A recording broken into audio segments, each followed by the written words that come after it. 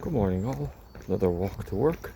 So I thought I'd do a quick video on a topic that I had touched on a few weeks ago, but which I would just like to come back to because I see a lot of content online at the moment regarding this particular topic.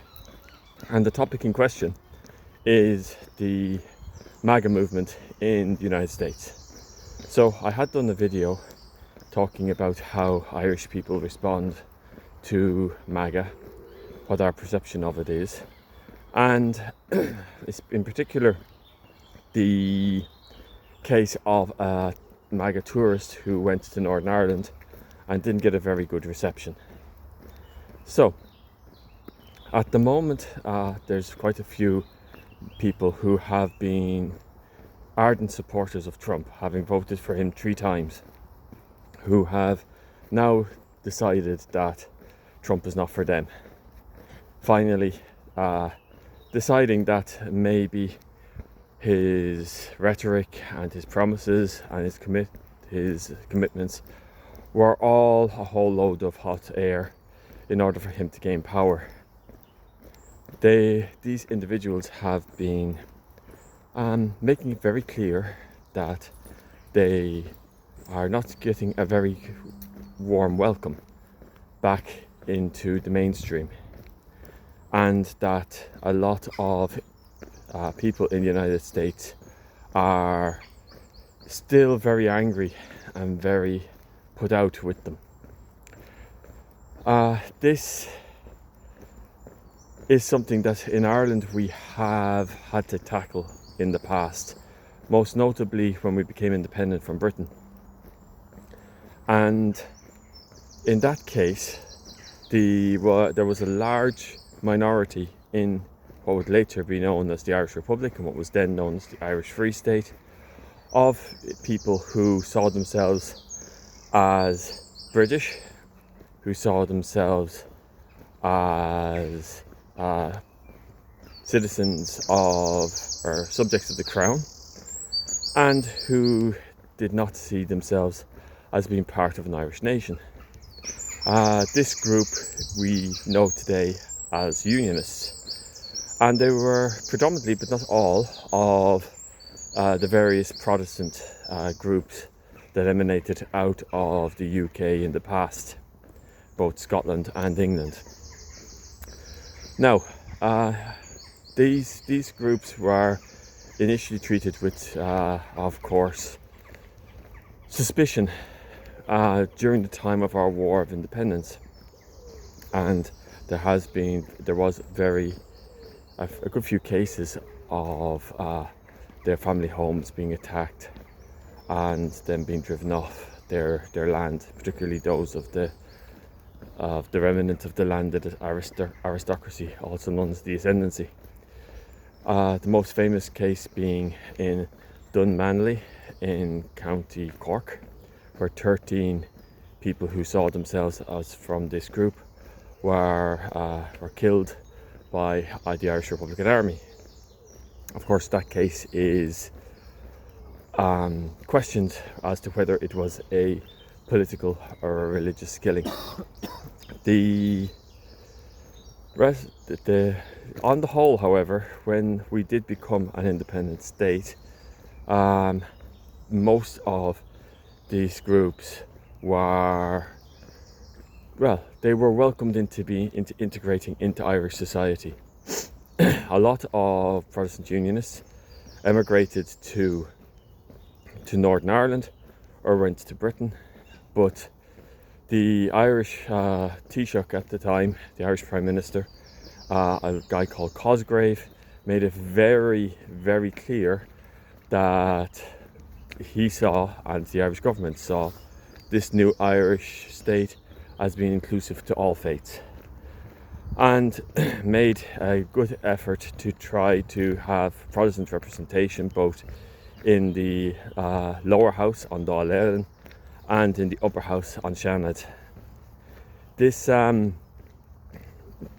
slowly but surely allowed those Protestant Unionists who remained in Ireland to become more integrated within the system, and they became valuable members of the new Irish state. So by the time of the 1930s, 1940s, when our new constitution was written, and when the Republic was declared, these Protestant Unionists basically had filtered out and didn't really exist as a group anymore within Irish society in Southern Ireland, or the Republic of Ireland.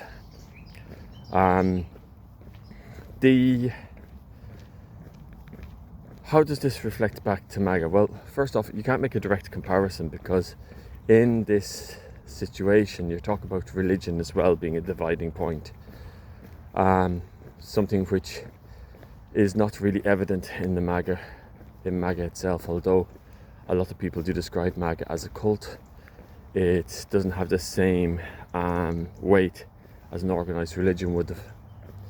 Secondly, the Irish Free State had to be very careful how it treated its Protestant Unionist minority, because it had the larger state right next door to it who was watching and waiting to see if there would be any persecutions. That being the United Kingdom. Thirdly, it is the emotional connection to unionism or to nationalism, while it was very strong, was still seen as being something that could be toned down a bit. Like, for example, the nationalist side saw Ireland as for all Irish people. Protestant, Catholic, Unionists, Nationalists, it didn't make any difference. It was for anybody who was born and bred in Ireland.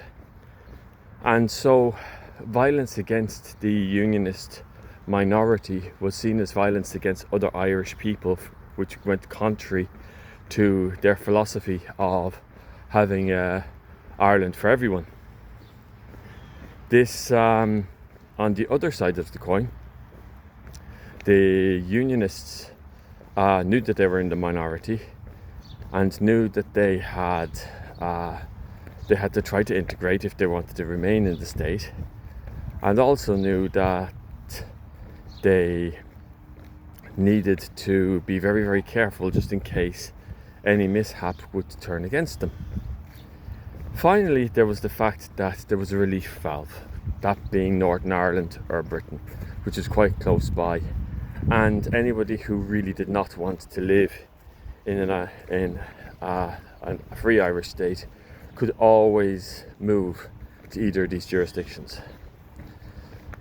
So as I said, the comparison isn't direct, but nevertheless the core element of it, especially the perspective of the nationalists, that it was in Ireland for Irish people, is something to keep in mind when dealing with MAGA these days.